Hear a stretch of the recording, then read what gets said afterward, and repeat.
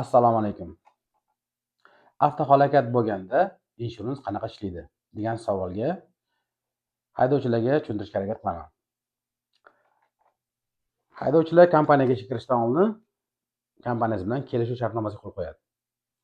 O'qib chiqib, tanishib, keyin qo'l qo'yishni tavsiya qilaman. Shartnomada haydovchilar bilan bog'liq kelishuvda aytiladi. Inshurans qanaqa ishlaydi? Avtohalokat bo'ldi, haydovchining aybi bo'lsa yoki bo'lmasa, inshurans deduction talab qilishi mumkin. Deduction degani yetgan zarari bir qismini to'lash degani. Masalan, trak zarar etdi, buni remont qilishga $20,000 remont qilishga ketadi va shuni $5,000 yoki $2,500 yoki $1,500 deductionni haydovchidan talab qilishadi.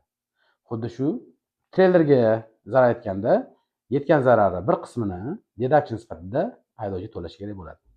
Agar mashinasi bilan boshqa mashinani turtgan bo'lsa yoki boshqa zarar etgan bo'lsa, har bir holatda alohida deduction talab qilishadi. Haydovchi rulda bo'lgani uchun deductionni haydovchi to'lash haqida shartnomada yozilgan bo'ladi.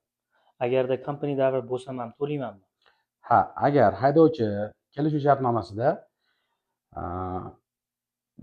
avtohalokatda deduction to'lashga rozilik berib qo'l qo'ygan bo'lsa, kelishuv qanday bo'lgan bo'lsa, xuddi shunday bo'ladi. Aksari holatda deduction to'lanadi.